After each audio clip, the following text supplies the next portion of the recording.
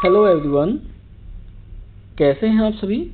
आशा है कि आप सभी अच्छे होंगे और आप सभी की प्रिपरेशन भी अच्छी चल रही होगी, ऐसी हमें आशा है। आप सभी की प्रिपरेशन को अच्छा बनाने के लिए हम फिर आपके लिए लेके आए हैं एक न्यू टॉपिक, न्यू क्लास के साथ में, जो आपके आने वाले एग्जाम में काफ़ी हेल्पफुल होने वाला है। आज का टॉपिक हमारा रहेगा इन्वायरमेंट से ही है, लेकिन हमारा लास्ट टॉपिक चलेंगे जिसमें कि हम पढ़ेंगे वेस्ट और 3 आवर्स पढ़ने वाले हैं। साथ साथ हम पढ़ेंगे कि ओजोन क्या होती है, ओजोन लेयर क्या है, कौन कैसे ये इफेक्टिव होती हैं। ये सभी टॉपिक हमारे आज के होने वाले हैं। क्लियर है? चलिए अब शुरू करेंगे, लेकिन क्लास शुरू करने से पहले यदि आप चैनल पर पहली बार आए हैं तो चैनल को सब्सक्राइब करके बेल आइकन जरूर प्रेस करें, और यदि वीडियो अच्छी लगे तो वीडियो को लाइक शेयर कमेंट जरूर करना। चलिए अब शुरू करते हैं अपनी क्लास। आप सभी को स्वागत है आपके चैनल केपी बायोलॉजी क्लास में, जिसमें हम पढ़ते हैं एक न्यू टेक्निक्स या कहें कि न्यू मेथड के साथ में, जिससे कि हमारी बायोलॉजी की प्रिपरेशन और भी अच्छी हो जाती है, जिसमें हम आपको NEET, PGT, TGT, LT grade आदि साथ साथ में बोर्ड एग्जाम की प्रिपरेशन आपको कराते हैं। क्लियर है? चलिए अब शुरू करेंगे हमारा अपना टॉपिक जो इन्वायरमेंट से रिलेटेड होगा। लेकिन एक बात ध्यान रखें, यदि टॉपिक को आप ध्यान से समझना चाहते हैं तो वीडियो में स्टार्टिंग से लास्ट तक बने रहें, बीच में स्किप ना करें, क्योंकि यदि बीच में आप स्किप करेंगे तो इससे आपकी जो टॉपिक की अंडरस्टैंडिंग है ये समझने की, वो काफ़ी डिस्टर्ब हो सकती है। क्योंकि यदि आप बीच बीच में क्लास को छोड़ते हैं, लेफ्ट करते हैं, तो बीच में जो टॉपिक आपको छूट जाएंगे, फिर उससे आगे टॉपिक जल्दी आपको समझ में नहीं आएंगे। इसलिए इतनी कोशिश करना कि आप वीडियो में स्टार्टिंग से लास्ट तक जरूर बने रहें। चलो शुरू करेंगे इनोवेट को ही। जैसे कि अब तक हम पढ़ चुके हैं कि इनोवेट क्या होता है, उसमें कौन कौन से हमारे जो फैक्टर होते हैं, कौन कौन से हम होते हैं, जैसे बायोटिक और एबायोटिक होते हैं, इनको हम पढ़ चुके हैं, जो कि हमारे इकोसिस्टम की पार्ट है। हम ऐसे कहते हैं कि आपस में कि जो हमारा इकोसिस्टम है उसमें जो मिलने वाले आपस में कंपोनेंट होते हैं, हमारे दो थे, बायोटिक और एबायोटिक हम पढ़ चुके हैं। बायोटिक में हमने कहा था कि आपका लिविंग्स आते हैं, और एबायोटिक में हमारे होते हैं नॉन लिविंग्स होते हैं, जिसमें ऑर्गेनिक सब्सटेंस, ऑर्गेनिक, ठीक है, इनऑर्गेनिक सब्सटेंस, क्लाइमेटिक फैक्टर, ये सभी क्या होती है, ये सभी आपके इसमें आते हैं। हमने अब तक ये पढ़ चुके हैं कि प्रोड्यूसर क्या होते हैं, कंज्यूमर किन्हें कहते हैं आपके पास में होते हैं, और डिकम्पोजर किन्हें कहते हैं और क्या इनका रोल होता है, ये हम अब तक पढ़ चुके हैं। हमने आपको एक चीज बताई थी कि जो हमारे डिकम्पोजर हैं उन्हें हम क्या कहते हैं, किनको हम डिकम्पोजर क्या कहते हैं, उन्हें हम क्लीनिंग एजेंट कहते हैं। क्या कहते हैं इनको, हम क्लीनिंग एजेंट कहा जाता है। दस क्लियर यहाँ तक का? ओके, अब तक चीजें पढ़ चुके हैं। फिर हमने पढ़ा था पास में कि एनर्जी फ्लो, थोड़ा रिमाइंड कर रहे हैं। आपको पता है कि एनर्जी फ्लो क्या होती है?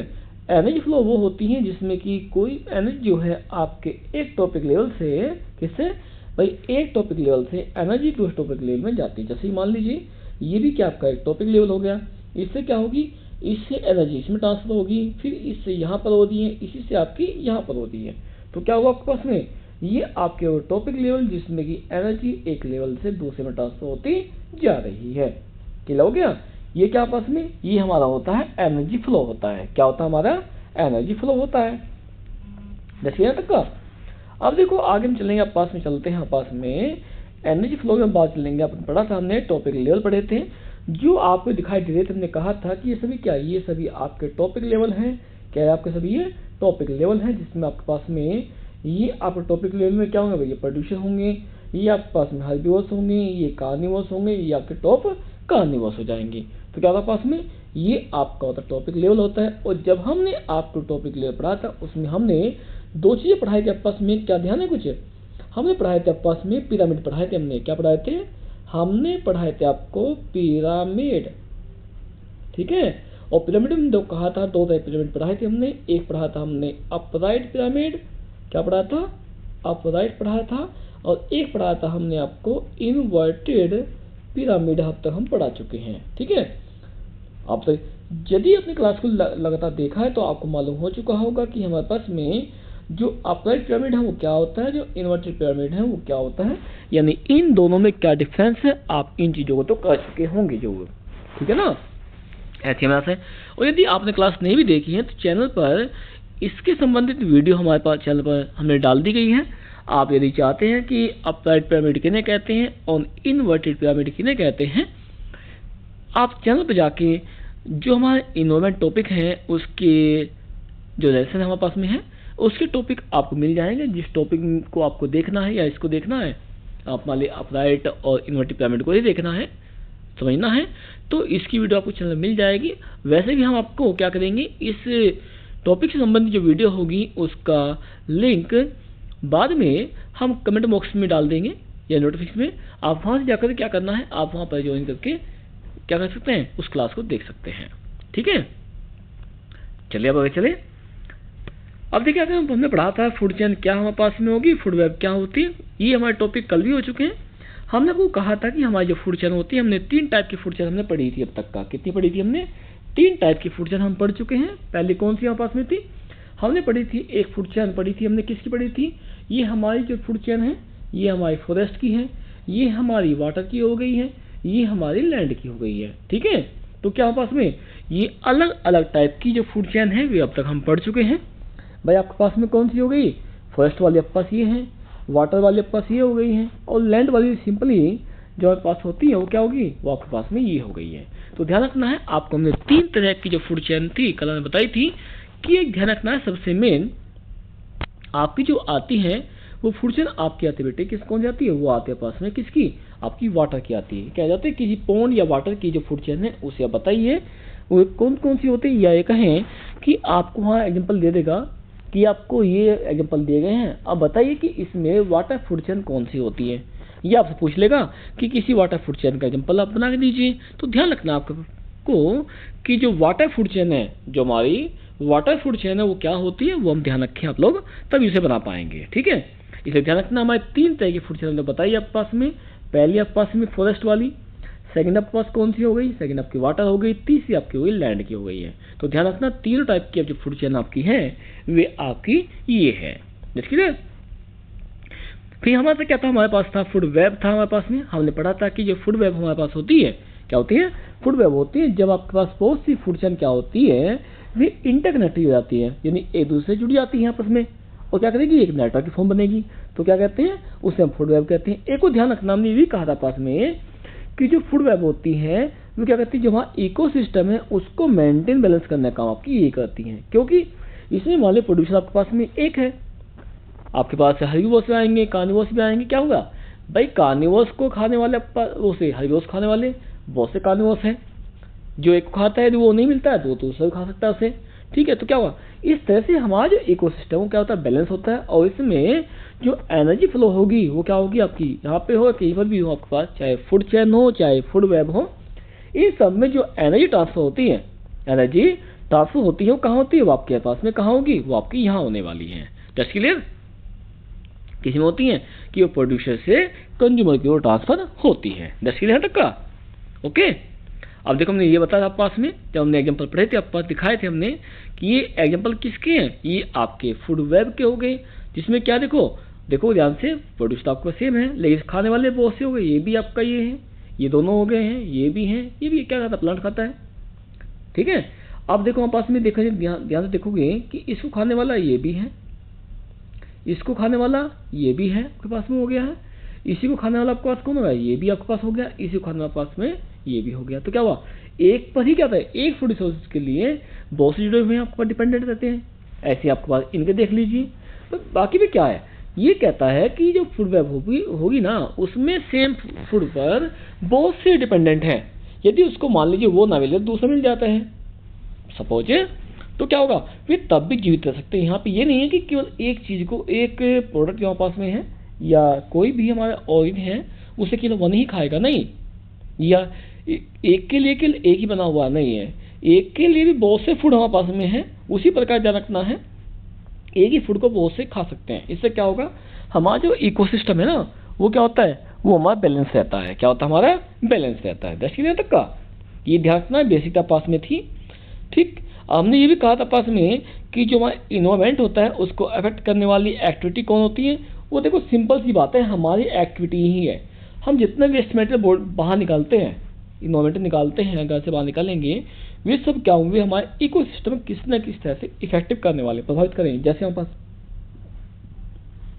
स्मोक, हार्मफुल गैसें, इंडस्ट्री से कंपनी से निकलने वाला वेस्ट, प्लास्टिक, ये क्या है, ये सभी हमारे इन्वायरमेंट के लिए क्या करते हैं, अफेक्टेड करते हैं, प्रभावित करते हैं, क्योंकि ये हमारे इन्वायरमेंट के लिए क्या है, ये हजार्ड है। क्या है, हजार्ड, यानी कि हानिकारक है। भाई आपके पास स्मोक दे तब भी है, गैस निकलेगी हार्मफुल तब भी दिक्कत बनेगी। आपके वेस्ट होते हैं, आपका इंडस्ट्री से निकलने वाली जो आपका कूड़ा करकट है, पानी, गंदा पानी हो गया, धुआं हो गया, क्या है, ये इंडस्ट्री वेस्ट हो गए, ये भी इफेक्ट करते हैं। घर पे प्लास्टिक यूज करते हैं, पॉलीथीन यूज करते हैं, वो भी क्या हमारे इन्वायरमेंट के लिए हार्मफुल हो गई। तो ध्यान रखते हैं ये चीज़ें हमारे पास क्या होती है, ये हमारी सभी चीज़ें हैं इसके अंदर आती हैं। टेस्ट यहाँ तक का। अब देखिए हमारा टॉपिक चलेगा, अब चलते हैं हम लोग लेके, अब हम चलेंगे ओजोन लेयर बात करते हैं। देखिए ध्यान रखना है, जैसे आप जानते हैं कि जो ओजोन लेयर होती है, ओजोन लेयर का फॉर्मूला होता है O3 होता है। क्या होता है, O3 होता है, ठीक है ना। अभी क्या कहते हैं, जो ओजोन लेयर हमारे पास होती है, मान लीजिए आपकी ये अर्थ होगी, अर्थ के ऊपर जो लेयर मिलेगी ये क्या होती है, ये आपकी ओजोन लेयर हो गई है। क्या होगी, ओजोन लेयर। अब ये कहते हैं क्या, मान लीजिए सन है, सन से आने वाली जो रे होती है, किरणें होती है ना, जैसे मान लीजिए आपके पास में ये रे आ रही है, जब ये इस पर आएगी, ओजोन पर लेयर पर आती है, तो क्या करती हैं, ये इसको फिल्टर कर देगी। क्या कहते हैं, इसको फिल्टर करेगी, और फिल्टर करने के बाद में जो नीचे रे आएगी ना हमारी अर्थ पर आती, पृथ्वी पर, केवल वे ही आती हैं जो हमारे लिए यूजफुल होती है।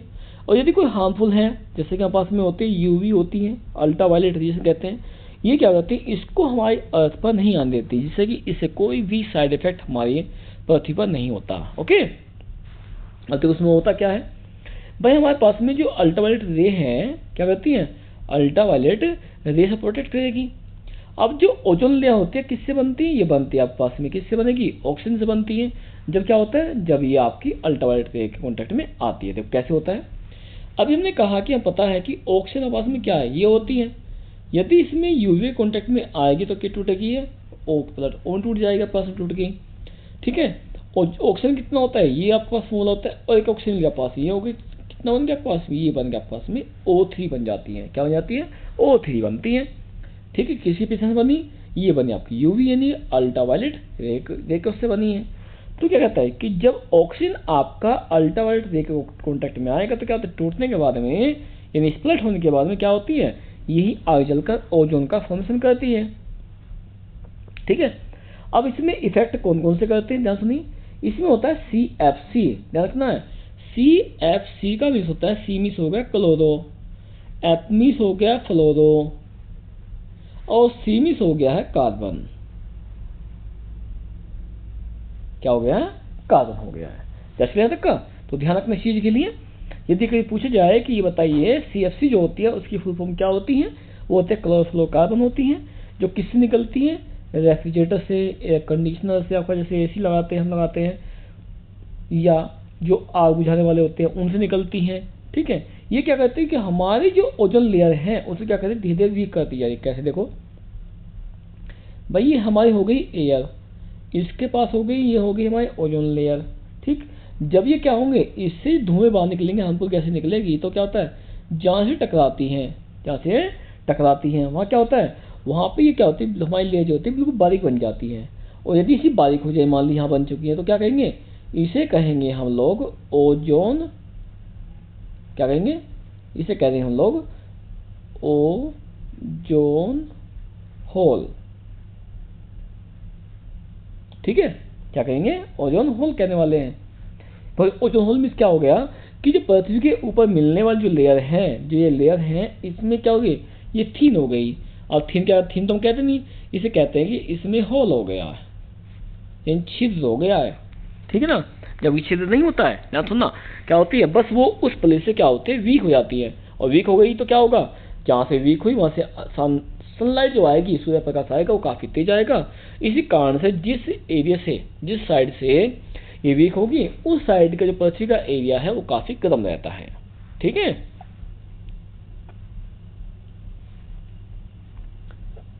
क्लियर तक का, ओके। अब जो फैक्ट्री कौन है, पर पीछे हमने पढ़ी है, वे तो प्रोडक्ट हम पढ़ चुके हैं, लेकिन साथ साथ में जैसे कार्बन डाइऑक्साइड होती है, कार्बन डाइऑक्साइड है, धुएं मिलने वाली कार्बन मोनोऑक्साइड आपके पास हो गई हैं, या अदर ऐसी आप पास में होती हैं, जो क्या होती हैं, जो हमारी जो ओजोन लेयर है ना, जो हमारी ये ओजोन लेयर है, इसको इफेक्ट करती हैं। जिससे क्या होगा, हर साल हमारी जो अर्थ है, क्या है, हमारी जो अर्थ है पृथ्वी है उसका टेम्परेचर बढ़ता जा रहा है। ये कारण है कि आप देखते भी हैं, फील करते हैं कि क्या होती है, हर साल क्या है कि हमारे यहाँ गर्मी अधिक होती है, तापमान बढ़ता रहता है। तापमान बढ़ने का कारण क्या है, तापमान बढ़ने का कारण यही है कि जो ओजोन लेयर है उससे आने वाली जो अल्ट्रावायलेट रे हैं वे फिल्टर कम हो रही हैं। क्यों, कार्बन डाइऑक्साइड या अदर गैसें बढ़ती जा रही है, जिस कारण से हमारी ओजोन लेयर क्या हो, जैसे CFC हो गया है, ये हार्मफुल इफेक्ट कर रही है, जिस कारण से जो ओजोन लेयर वो थिन होती जा रही है, जिस कारण क्या हुआ, ये आगे बढ़ती बनती है। ओके, यानी कहते हैं कि ओजोन में क्या होता है, होल कह देते हैं कि होल बनता जा रहा है। ठीक, ध्यान रखना इस चीज को, यहाँ पे लिखा है आपके पास में। भाई आपके पास में जैसे हम फ्रिज चलाते हैं, आपके पास में क्या होते हैं, AC चला देते हैं, हम लोग चला देते हैं, आग बुझाने वाली जो गैसें होती हैं उनको कर लेते हैं, ये क्या है, ये हमारे डैमेज कर, किसको करती है, ये हमारी ओजोन लेयर को डैमेज करती जाती है। दस क्लियर तक का तो ध्यान रखना है। ये हमारे पास में जो CFC होती है ना, CFC इसका मेन कारण है कि जिस कारण से हमारी डैमेज होती जा रही है। दस क्लियर तक का ओके।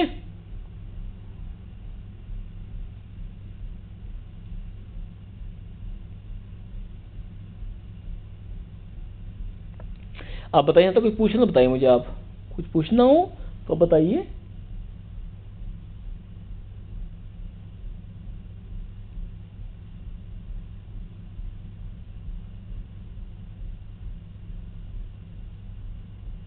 जल्दी जल्दी बोलिए, कुछ पूछना हो तो, कुछ पूछना हो तो कमेंट लिख दीजिए, यदि नहीं पूछना है तो कोई नहीं है। और हाँ एक बात और, यदि बाद में कोई टॉपिक ऐसा लगता है ना कि आपको समझ में नहीं आता है तो आप कमेंट करके लिख सकते हैं, हम बाद में भी आपको क्या करेंगे, उसका आंसर प्रोवाइड करा देंगे। भैया तो आप कमेंट बॉक्स में लिख दीजिए, या हमने आपको जो व्हाट्सएप नंबर दिया है आप उस पर हमें क्या कर सकते हैं, कॉन्टैक्ट कर सकते हैं। जिस नंबर आपको लिखवाया था मैंने पहले भी, हर बार लिखवाता हूँ, नंबर है 8006297058। इस पर क्या कर सकते हैं, इस पर आप लोग हमें व्हाट्सएप करके मैसेज कर सकते हैं, जो भी आपकी प्रॉब्लम रहेगी, कि आप कह सकते हैं कि हमें इस टॉपिक हमें ये समझ में नहीं आया, आप इससे कर सकते हैं, यानी आप इस नंबर से हमसे जुड़ सकते हैं। ठीक है, किसी अपनी प्रॉब्लम के लिए। ओके, यही बात है।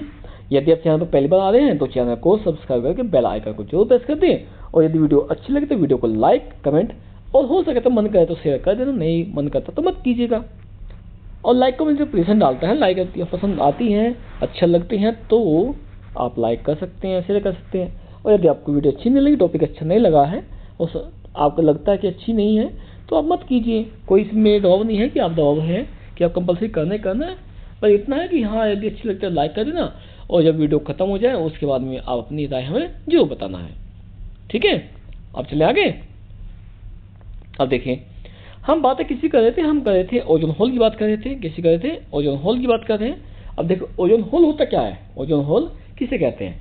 देखिए मैंने वही चीज़ कही थी, थिनिंग ऑफ ओजोन लेयर, यानी क्या हुआ कि ओजोन लेयर का पतला हो जाना ही क्या कहलाता है, ओजोन होल कहलाता है। आया क्वेश्चन में भाई, जो हमारे पास में ओजोन होल है क्या होती है कि ओजोन जो लेयर है वो पतली हो गई है, इस कारण क्या कहते हैं, उसे कह दिया हमने ओजोन होल कह दिया है। ठीक, अब देखो जो फर्स्ट ओजोन होल है यानी थिनिंग ऑफ ओजोन लेयर क्या कहते हैं, उसे क्या कहा आपके पास में, उसे ही हमने कह दिया है क्या, ओजोन होल कह दिया है। और जो फर्स्ट आपके पास में था, ये सबसे पहले कहाँ पे मिला था, पूछ रहे थे कई बार कि ये बताइए कि सबसे पहले जो ओजोन होल है कहाँ देखा गया पास में, वो देखा गया था अंटार्कटिका में। कहाँ, अंटार्कटिका, जो हमारे अर्थ के साइड में जहाँ पे अंटार्कटिका आती है उस साइड में क्या हुआ, वहाँ पर जो हमारी ओजोन लेयर थी वो थिन हो गई, रीजन टू ह्यूमन एक्टिविटी हो गई है, गैसेस हो गई हैं अदर से। ठीक है, तो क्या हुआ, कहाँ पर हुआ, अंटार्कटिका में हुआ है। इसका मुख्य कारण क्या था आपके पास, CFC ही था। क्या था, CFC। और पीछे हम पढ़ चुके हैं अभी कि CFC हमारे पास होते हैं किस कारण से होती है, जो हमारे AC चलते हैं, हमारे फ्रिज चलते हैं, या हमारे आग बुझाने वाली जो सिलेंडर होते हैं, गैस वगैरह में, उनसे होता है। क्या है, इनसे हमारी जो लेयर होगी वो थिन होगी, और थिन क्या होगा वहाँ पर कमजोर होने से उसे कहते हैं हम लोग, क्या कहते हैं, उसे कहते हैं ओजोन होल कह देते हैं। क्या कहते हैं, ओजोन होल कहते हैं। अब देखिए ओजोन जो हमने पीछे भी पढ़ा है कि ओजोन क्या कहती है कि जो CFC है, जो CFC है उसे कैंसिल हो रही है।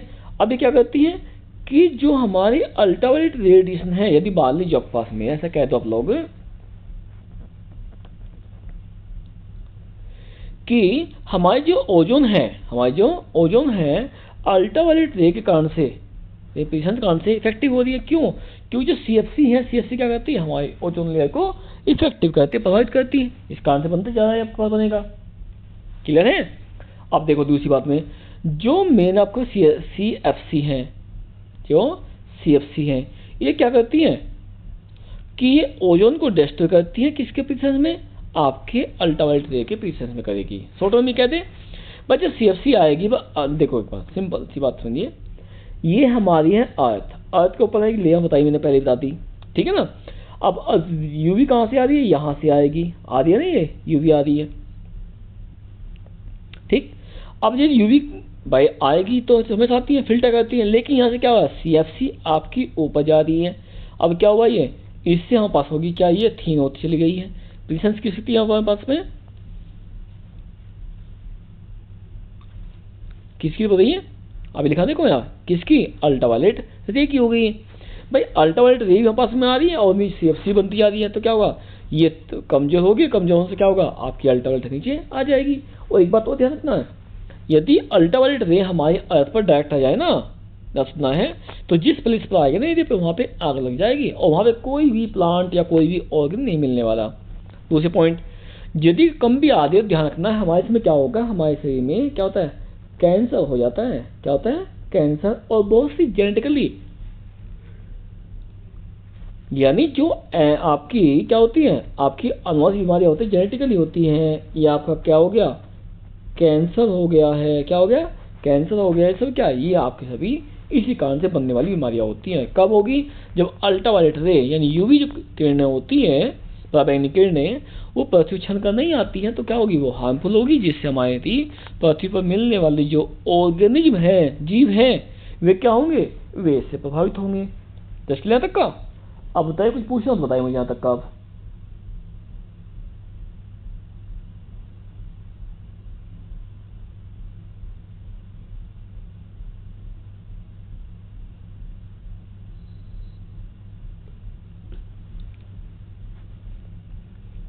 जल्दी जल्दी बोलिए, कुछ पूछना हो तो बताइए मुझे आप, यदि पूछना हो ठीक है, मैंने फिर आगे चलते हैं हम लोग, बोलिए।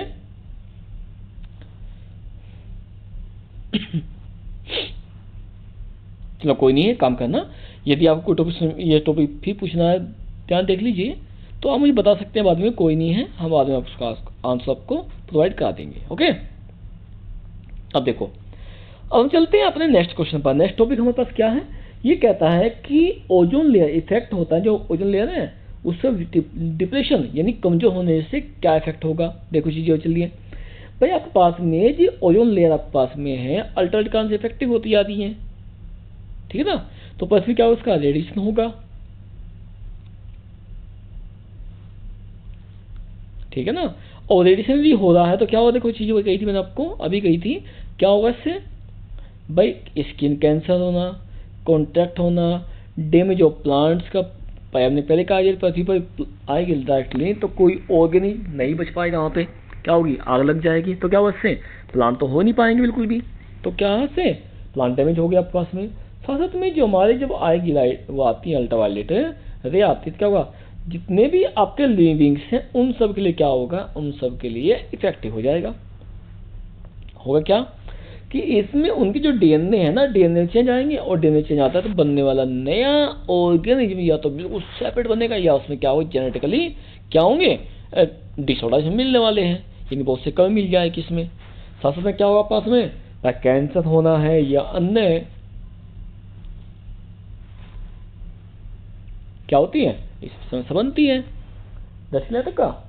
आप बताइए, यहाँ तो कोई पूछना होता है मुझे, आप पूछना हो तो कुछ आपको इसमें, जल्दी बोलिए। अगला हमारा टॉपिक हमारे पास में है मीनिंग ऑफ गार्बेज ज्ञान सुना, क्योंकि आज हमारा टॉपिक है, हम लेसन को टॉपिक खत्म करने वाले हैं, जितने भी टॉपिक हमारे रहेंगे सबको हम खत्म करके चलने वाले हैं, चाहे हमारी क्लास कितनी लंबी हो जाए, ज़्यादा लंबी नहीं करेंगे, हम थोड़ा सा कम ही करने वाले हैं, यहाँ सुनना अभी। चलिए बातें करते हैं पास में, हमारे पास में ओजोन डिप्लीशन तो आपके पास हो गया है। टॉपिक हमारा है मैनेजिंग ऑफ गार्बेज, यानी जो हमारा गार्बेज और डस्ट वेस्ट होता है उनको कैसे मैनेज करें, ध्यान रखना, वो हमारे यहाँ पढ़ने वाले हैं।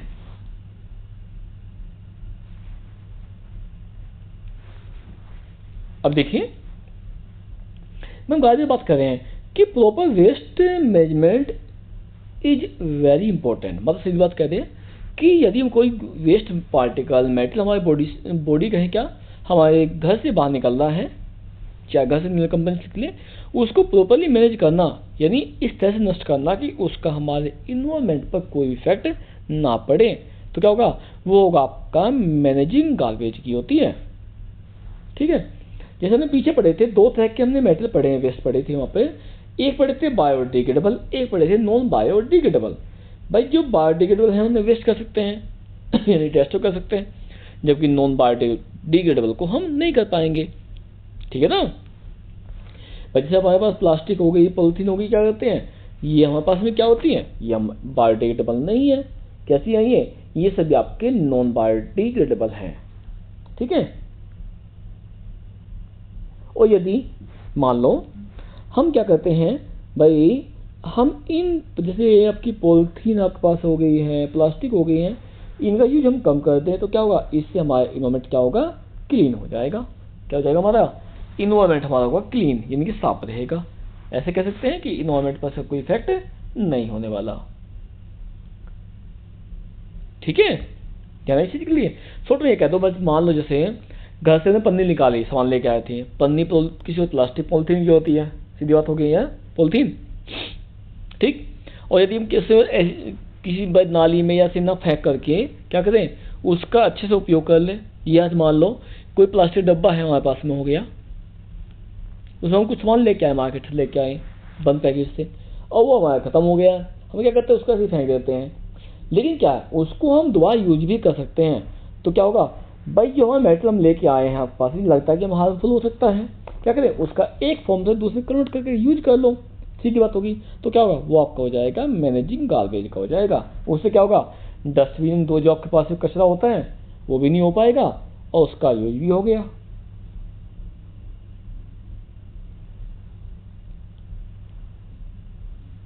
क्लियर, अब बेटा सुनिए कुछ, चलो देखो ध्यान से। अब हमने कहा, क्या कहा, इनको यूज करना। अब ध्यान सुनिए, इसके क्या पढ़ते हैं हम लोग, पढ़ेंगे 3 आर पढ़ने वाले हैं। क्या पढ़ने वाले, 3 आर।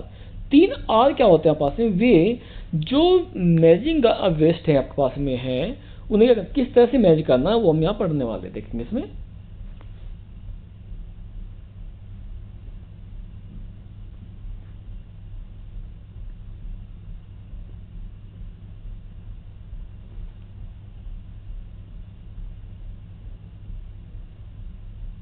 ठीक है, अब देखो चलते हैं, हम आगे चलेंगे। पहले बताइए, यहाँ तो कुछ पूछना हो तो किसी को बताइए मुझे आप पहले, यदि कुछ पूछना हो किसी को तो पूछ सकते हैं।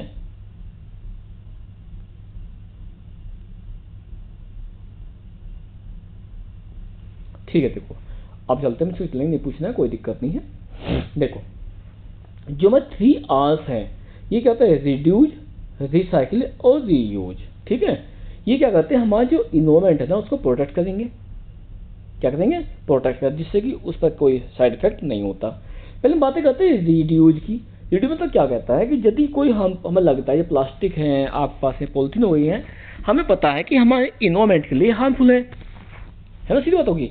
तो क्या करना है, इनके यूज को जितना हो सकता है उतना कम कर दो, रिड्यूज कर दो, सीधी बात होगी ना। क्या करना है, रिड्यूज कर दो। भाई हम क्या करें, पॉलिथीन लेनी है, प्लास्टिक की ना लेकर, पॉलिथीन की ना लेकर क्या करें, हम सामान लाना है, घर से कोई बैग ले जाइए, उसमें ले चल जाए, जो कपड़े से बना हुआ है, जूट से बना हुआ बैग है, उसको ले चल जाइए। तो क्या होगा, इससे हमारे क्या होगा, जो प्लास्टिक होगी उनका यूज हम कम से कम कर पाएंगे। हम मार्केट में कुछ जाते सामान लेने जाते हैं, ठीक है, जैसे हम डब्बे में लेके आते हैं, अब डब्बे में डाल लीजिए, आप घर से सामान लेके जाइए, आप जैसे बैग होता है उसमें डाल लीजिए, सी बात होगी। तो क्या करना है भाई, रिड्यूस का मतलब होता है कि जो ऐसे प्रोडक्ट हमारे पास में जो लगता है कि हार्मफुल है, उन्हें क्या करना है, उन्हें जितना हो सकता है उनका यूज कम से कम कर दो। तो क्या होगा, अपना हमारे पास में इन्वायरमेंट कम क्या होगा, क्लीन हो जाएगा। अब देखो इस चीज़ यहाँ पर हमारे पास है, क्या कहता है कि रिड्यूस जो मीनिंग होता है, इसका मीन्स आपके पास में ये है कि फीवर रिसोर्सेस, कि जो हमारे पास में ऐसे संसाधन है ना, रिसोर्सेज हैं उनका यूज बहुत कम कर दो, ठीक है ना। जैसे हमारे पास में अब कुछ और भी होंगे, जैसे इलेक्ट्रिसिटी को सेव करो, वाटर सेव करो, रिपेयरिंग थिंग्स, कोई वस्तु मतलब हमारे पास में है तो टूट गई, मतलब कपड़े मान लो आपके पास में है, कपड़े में कैसे हम लोग बस रिपेयरिंग की बात कर रहे हैं, इसमें आपके पास आ सकता है, क्या करना है उसके रिपेयर करा लो, हो सकता है उससे बेनिफिट मिल जाएगा चल के, है ना। तो क्या हुआ, ऐसे हमारे पास में क्या कर सकते हैं कि हम इन जो प्रोडक्ट हमारे पास हैं जिनका इन्वायरमेंट पर काफ़ी साइड इफेक्ट होता है, उनका यूज यदि हम कम से कम करें तो क्या होगा, इससे हमारा इन्वायरमेंट भी क्लीन रहेगा, वहाँ पे क्या होगी, गंदगी नहीं फैलेगी। तो क्या होगा, रिड्यूस मतलब हो गया कि ऐसे प्रोडक्ट जो कि इन्वायरमेंट के लिए हार्मफुल हैं उनका यूज हम कम कर दें, तो क्या हो गया, वो आपका हो गया रिड्यूस हो गया, क्या होगा आपका रिड्यूस हो गया। तो ध्यान रखना रिड्यूस क्या होता है पास में, कि किसी भी हार्मफुल प्रोडक्ट का कम से कम यूज कर लेना, अधिक क्वांटिटी में यूज ना कर पाना, ठीक है ना। इससे क्या होगा, हमारे इन्वायरमेंट क्लीन रहने वाला है। जैसे यहाँ तक का ओके।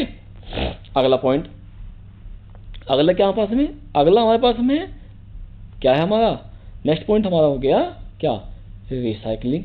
देखो रिसाइकलिंग क्या होता है, जैसे मान लो भी देते हैं एग्जाम्पल के लिए, हमने अब कहते हैं मार्केट से अब गए, कोई चेयर ही लेके आ गए, एग्जाम्पल देता हूँ, और चेयर क्या हुई, टूट गई। हम क्या कहते हैं, वे जो बेचने वाले फेरी वाले आते हैं उन्हें जो आवाज़ लगाते फिरते हैं कि प्लास्टिक दे दो, लोहा दे दो, मतलब कुछ भी। अब क्या करेंगे, उनको वापस हम क्या करते हैं, उसको वापस दे देते हैं। हमने क्या सोचा कि ये तो हमने दे दिया, खत्म हो गई, नहीं, वो क्या करेंगे, वहाँ से कंपनी में जाएगी, और कंपनी से क्या होगा पास में, कंपनी से फिर मॉडिफाई होकर आपकी नई फॉर्म में आपके घर पर वापस आ जाएगी, चाहे वो चेयर में आए, बॉक्स में आए, मतलब कैसे भी आपके पास आ सकती है। तो क्या हुआ कि जो भी ऐसे प्रोडक्ट हमारे पास में हैं जो लगता है कि हार्मफुल हो, जैसे पॉलीथीन है, प्लास्टिक है, तो क्या करें, इनका हमें रिसाइकलिंग करना स्टार्ट कर देना चाहिए। क्या करना चाहिए, रिसाइकलिंग, भाई एक फॉर्म से दूसरे में कन्वर्ट कर दो, और जब वो हो जाए उसमें उससे हम यूज कर लो, ठीक है। अब देखो उसमें कौन कौन से आते हैं पास में, आते हैं पेपर है, प्लास्टिक है, ग्लास है, मेटल हो गया, आपके पास हो गए हैं, ये क्या करते हैं, इन्हें हम कन्वर्ट करके न्यू प्रोडक्ट फॉर्म में कन्वर्ट कर देते हैं, ठीक हो गया। अब इससे होगा क्या कि जो पॉल्यूशन होता है, क्या होता है, पॉल्यूशन होगा, वो क्या होगा, वो कम हो जाएगा, पास में हो जाएगा। भाई ये क्या कर रहे हैं, पर प्लास्टिक की बात कर ले बेटे, तो प्लास्टिक क्या होती है, हार्मफुल होती है, सीधी बात होगी, ठीक। और क्या करें, इनका क्या करते हैं, रिसाइकलिंग कर देते हैं, भाई पुराने से नया बना दो, तो क्या हुआ, उससे ना तो कोई इफेक्ट हुआ, हार्मफुल इफेक्ट हुआ, और नया प्रोडक्ट हमें मिल गया, तो क्या हुआ, ये हो गया हमारे पास में रिसाइकलिंग हो जाता है। क्या होता है, रिसाइकलिंग। आप जो घर से प्लास्टिक निकालते हैं, कांच की बोतल निकालते हैं, बेच देते हैं, आप लोग सेल करते हैं, वो क्या होती है, बाद में वो नई फॉर्म में आपको वापस मिलती हैं।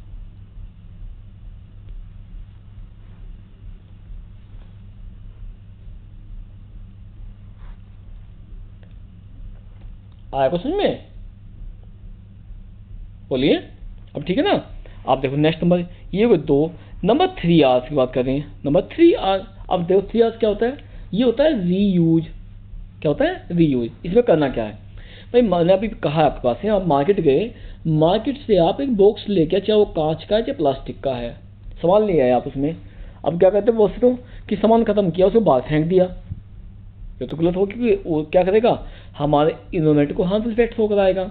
अब करना क्या है कि जो बॉक्स आप लेके आए हैं उसे खत्म खाली हो गया है, तो क्या करें, उसे अपने घर पे इस्तेमाल कर सकते हैं अलग पर्पज के लिए, चाहे उसमें मसाले रखने के लिए या कुछ भी रखने के लिए हम उन्हें यूज कर सकते हैं।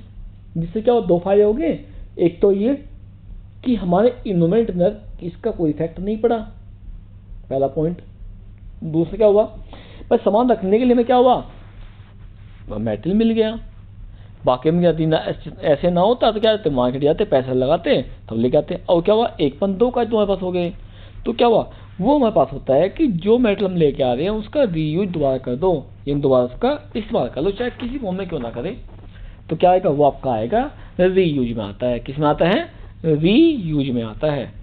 10 के लिए तक का ओके, ठीक है ना। ध्यान रखना 3 आर्स कौन से होते हैं, बाय रिड्यूज, रीयूज और क्या हो गया, रिसाइकलिंग। That's it.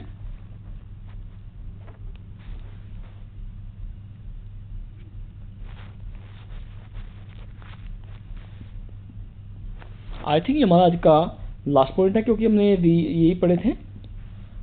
अब देखो भाई हमें इनका यूज कैसे करें, क्या चीज़ हमें करनी चाहिए।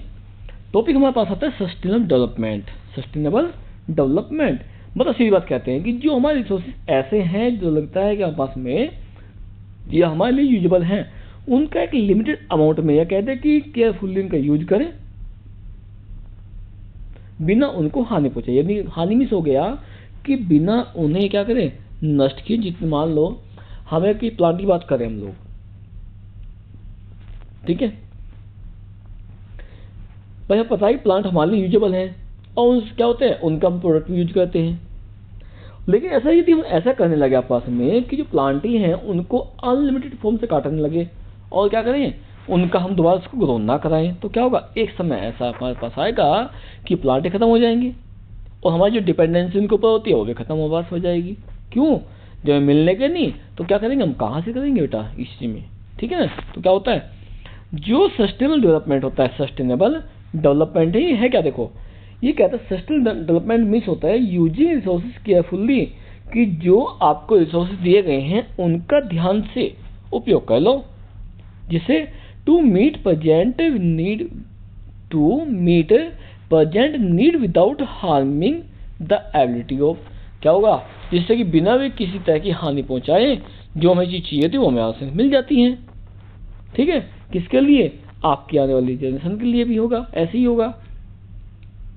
ठीक है भाई, हम आने वाली जनरेशन और हमारे अकॉर्डिंग भी क्या होगा, ये इसमें बनता है। शॉर्ट में ध्यान समझिए, इस चीज को हम ऐसा कह सकते हैं कि जो आपके सस्टेनेबल क्या है, आपके सस्टेनेबल डेवलपमेंट है ना, उसमें भी ये करना है कि जो भी जैसे कोयला, आपके पास कोयल हो गए या जितने भी आपके रिसोर्सेज हैं, उन सब रिसोर्सेज का एक लिमिटेड अमाउंट में, यानी उतना ही यूज करें जितने की आवश्यकता है, उससे अधिक ना करें। जैसे हम कहते हैं, फॉर एग्जाम्पल देता हूँ, आप नहाने जाते हैं, हम 1 बाल्टी नहा सकते हैं, सही बात है, और उसी में हम 10 बाल्टी या 20 बाल्टी या 100 बाल्टी नहा रहे हैं। कैसे नहाते हैं भाई, बाल्टी हमने भरली पकड़ भरी, पानी की लिया, उसमें नहा के हम आ गए। देखो क्या करते हैं, अब हमारे पास क्या समरसिबल चल गए हैं, क्या करेंगे, कटवा दबाया, पानी चलाया और उसमें 10 मिनट पानी चलते रहेंगे। अब देखो 5 मिनट यदि हम नहा रहे हो तो 5 मिनट कितने लीटर पानी बाहर निकल गया, क्या वो पानी वेस्ट है, यूजेबल वेस्ट ही होगा ना। तो क्या हुआ, एक कारण होगा कि इन फ्यूचर में क्या होगा हमारे पास में कि जो वाटर है धीरे धीरे कम हो जाएगा। मतलब कम कौन सा होगा, पीने वाला पानी कम हो गया हमारे पास में। तो क्या है, ये इफेक्ट करते हैं हमारे, किसको करते हैं, ये इफेक्ट करेंगे हमारे इकोसिस्टम करने वाले हैं। किसे करेंगे, इकोसिस्टम को। मान लीजिए भाई, मान लो या इनोवेट कर दीजिए, यदि इनका सही यूज ना करें तो इफेक्टिव करेंगे, और इनका हम सही यूज कर लो तो किसी को इफेक्टिव होने का ही नहीं इसका,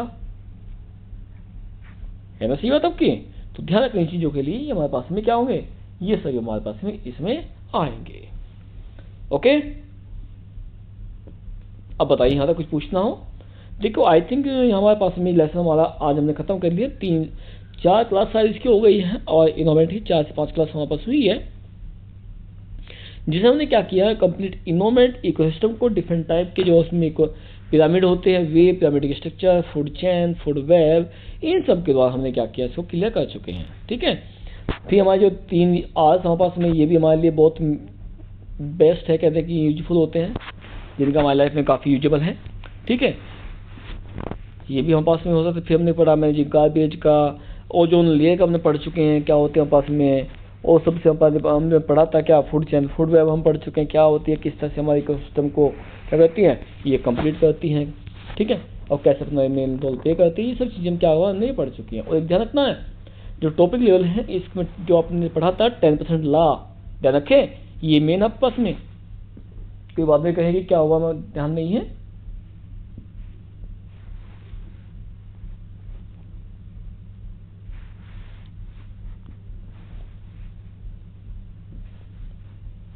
कौन सा है आपका 10% लॉ जो हमारे पास में है ना, कौन सा रहेगा 10% लॉ हमारे पास में है, क्या है भाई, जो एनर्जी यहाँ है, मान लो इस पर आ गई 1000 जूल आ गई, क्या आ गई 1000 जूल आ गई है, क्लियर है। अब जो अगले में जाएगी इससे ये इसमें आएगी, तो क्या होगी, इसका 10% आएगी, एक जगह 10% कितना हुआ, 100 जूल हो गई। फिर अगले में जाएगी इसमें इसका फिर 10% जाएगी, 100 का 10% 10 आ गया। इस अगले में कौन गई, केवल 1 जूल गई है। तो क्या था, इस प्रकार से ध्यान रखना है, टॉपिक लेवल में जो एनर्जी फ्लो है वो क्या होता रहता है एक टॉपिक लेवल से दूसरे में, लेकिन एक टॉपिक लेवल से दूसरे में जाते समय केवल और केवल ध्यान रखना 10% एनर्जी ट्रांसफर होगी। कितनी होगी? 10% एनर्जी ही ट्रांसफर होती है जो उसमें पाई जाती है। Just clear? ओके। और एक बात मैंने आपको बताया था कि जो एनर्जी फ्लो का 10% लॉ है, एनर्जी फ्लो का 10% लॉ है, किसने दिया था ये ध्यान हो आपको, मैंने कहा था ये किसने दिया था? ये दिया था लिंडामन ने।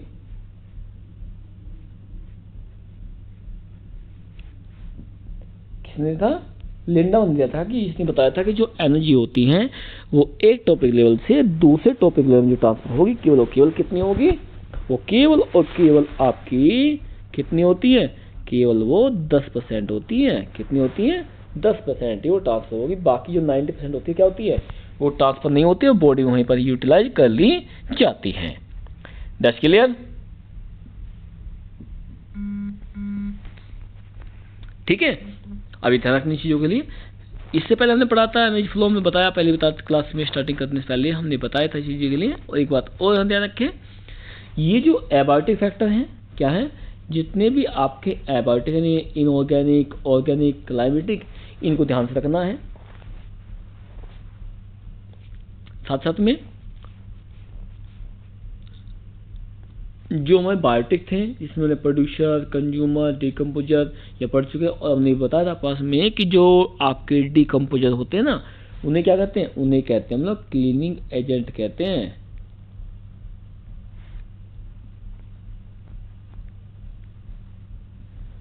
क्या कहते हैं? Cleaning agent. किसे कहते हैं हम लोग? वो कहते हैं डिकम्पोजर, क्योंकि हम डिकम्पोजर वे हैं जो माइक्रो ऑर्गेनिक कीड़े मकोड़े होते हैं। ये क्या कहते हैं? जो डेड बॉडी है या वेस्ट मेटेरियल होता है उनको टेस्ट करके क्या कहते हैं? उन्हें यूजेबल बनाने का आपको यही करते हैं। Just clear? ध्यान रखनी चीजों के लिए ये हमारे पास इसमें आते हैं।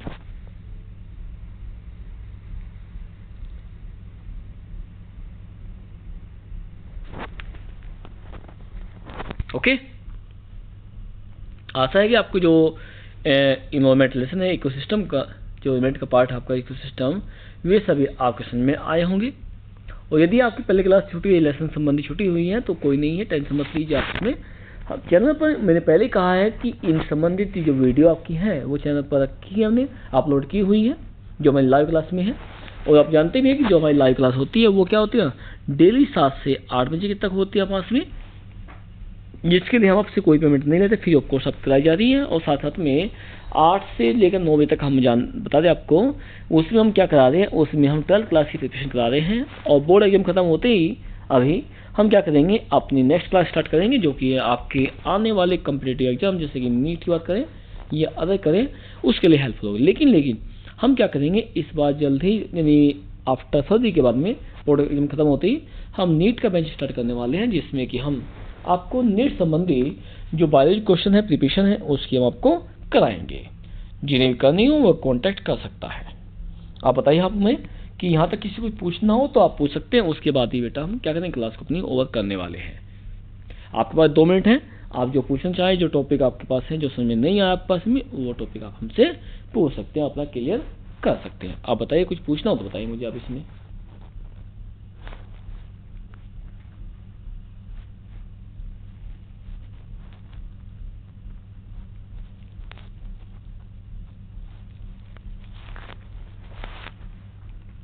जल्दी जल्दी बताइए, कुछ पूछना हो तो, कोई टॉपिक समझ में आया हो। और हाँ, एक बात ध्यान के, आपकी जो 10th क्लास की कंप्लीट लेसन है, स्टार्टिंग से लेकर जो बोर्ड के लिए कंप्लीट लेसन दिए गए हैं, आपके सभी लेसनों की वीडियो चैनल पर अपलोड है। आप जिस टॉपिक को या जिस लेसन से आप पढ़ना चाहते हैं वो उस टॉपिक का या उस लेसन संबंधी आप चैनल पर जाकर वीडियो को सर्च करके देख सकते हैं कि कौन सी वीडियो आपको पसंद आई है, कौन सी आपको देखनी है, कौन सी नहीं देखनी है। लेकिन हाँ, वही बात है, यदि पसंद आ रही है तो वीडियो को लाइक शेयर कमेंट जरूर कर देना, यदि मन करे तो। कोई फोर्स नहीं है कि आपको कंपलसरी करना ही करना। अगर आपको लगता है कि हाँ सही है, क्लास अच्छी है, और यदि हाँ, एक बात और, आपके यदि कोई सुझाव है कि आप ये चेंजेस में करना चाहते हैं, इस तरह से आपको अच्छा समझ में जल्दी आ जाए, तो आप हमें बेझिझक होकर अपने जो सुझाव है आप हमें प्रोवाइड कर सकते हैं। हम कोशिश करेंगे कि जो सुझाव आप दे रहे हैं यदि वो सही हुए तो उसको मानकर उसके अकॉर्डिंग हम वर्क करेंगे भी, ठीक है ना।